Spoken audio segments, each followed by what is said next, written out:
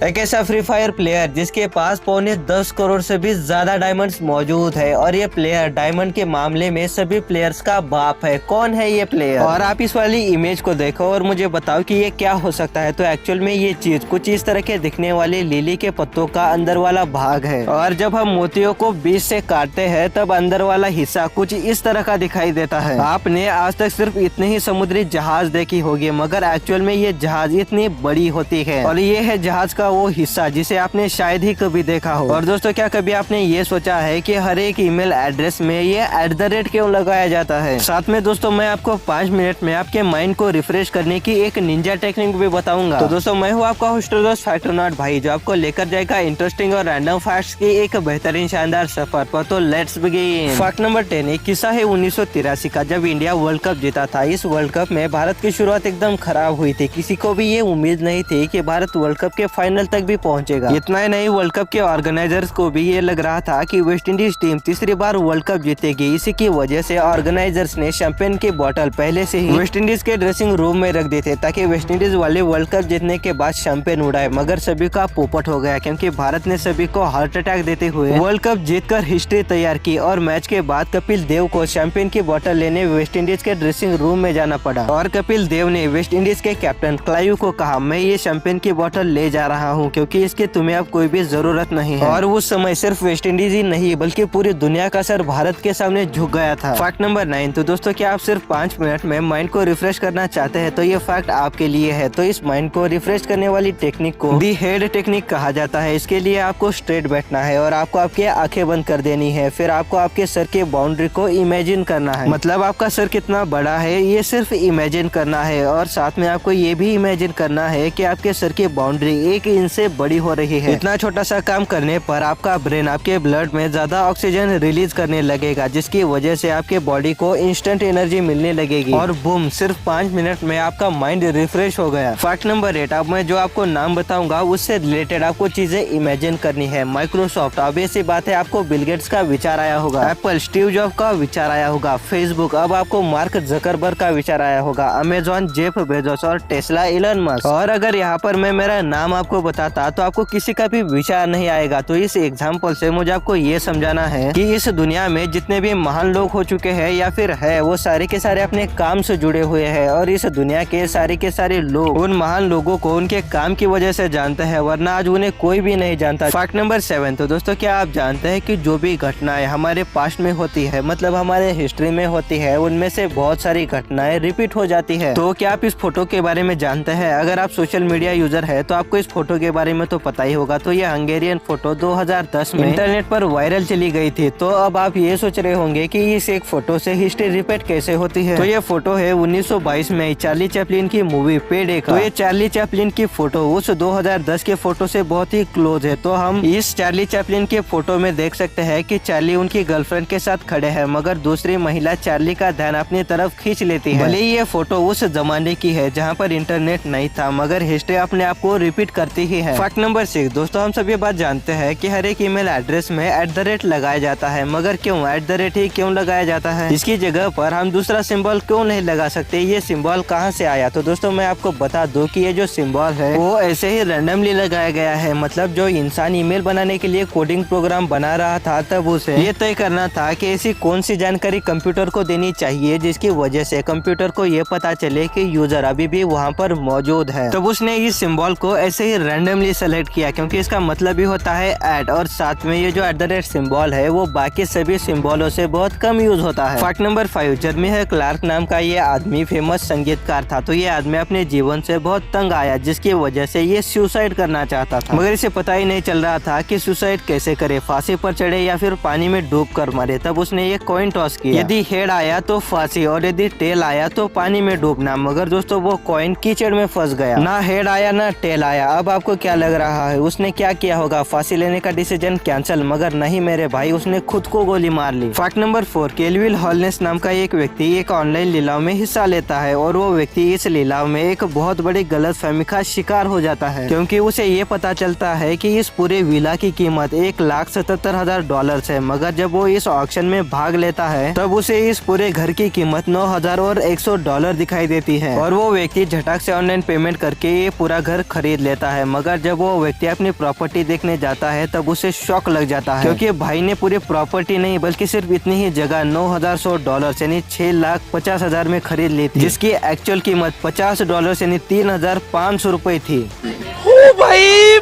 मारो मुझे, मारो मारो मुझे, मारो मारो, नहीं ये मजाक हो रहा है, एक सेकंड। अब जाहिर सी बात है कि उसने उस घर के मालिक को अपना रिफंड मांगा, मगर घर के मालिक ने उसे कहा ये पट्टी लेनी है तो लो, वरना। आप कौन, कहाँ लगाया फोन, आपका क्या नाम है, हमसे क्या काम? फैक्ट नंबर 3, जब इंसान के अंदर की इंसानियत जाग जाती है तब क्या होता है ये आप देखो। तो इस कुत्ते ने अपना पैर एक एक्सीडेंट में गवा दिया था, मगर किसी एक भले आदमी ने उसे नया पैर बना के दिया ताकि वो भी चल सके और उस कुत्ते को कभी ये ना लगे कि वो विकलांग है। इस आदमी ने अपनी खुद की जान खतरे में डालकर इसके पशुओं को बचाया, और ये आदमी इन कछुओं को इसलिए खरीद रहा है ताकि वो इन कछुओं को वापिस समुद्र में छोड़ सके। फैक्ट नंबर 2, तो दोस्तों आपको पता ही होगा कि एप्पल के इस कटे हुए लोगो से पहले एप्पल का लोगो कुछ इस तरह का दिखाई देता था, जिसमें न्यूटन की तस्वीर भी थी। और इतना ही नहीं, एप्पल के एक प्रोडक्ट का नाम भी न्यूटन था, और आईफोन आने से पहले एप्पल कंपनी इसी प्रोडक्ट का गुणगान गाया करती थी। मगर जैसे ही आईफोन लॉन्च हुआ वैसे ही स्टीव जॉब्स ने एप्पल और न्यूटन का रिश्ता ही खत्म कर दिया और दोनों को अलग कर दिया। और दोस्तों क्या आप जानते हैं कि एप्पल कंपनी ने अपने शुरुआती दिनों में मंदी का सामना किया था। 1976 में जब एप्पल कंपनी को 1 कंप्यूटर के ऑर्डर मिले थे, तभी इन ऑर्डर को पूरा करने के लिए ना तो स्टीव जॉब्स के पास पैसा था ना तो उनके पार्टनर के पास, लेकिन इस ऑर्डर को पूरा करने के लिए स्टीव जॉब्स और उनके दोस्तों ने अपना पसंदीदा और महंगा सारा सामान बेच दिया, और कुछ इस तरह से एप्पल कंपनी की शुरुआत हुई। फैक्ट नंबर 1, तो दोस्तों फ्री फायर में डायमंड का महत्व एक फ्री फायर प्लेयर ही जान सकता है, क्योंकि डायमंड से ही फ्री फायर की सारी इन गेम चीजों को खरीदा जा सकता है, और साथ में एक डायमंड की कीमत लगभग ₹1 है। तो इसी की वजह से ज्यादा प्लेयर्स डायमंड नहीं खरीद पाते। मगर दोस्तों एक ऐसा भी प्लेयर मौजूद है जो जितने भी चाहे डायमंड खर्च कर ले, मगर उसके पास हमेशा 10 करोड़ के आसपास ही डायमंड्स मौजूद रहते हैं। इस प्लेयर का नाम है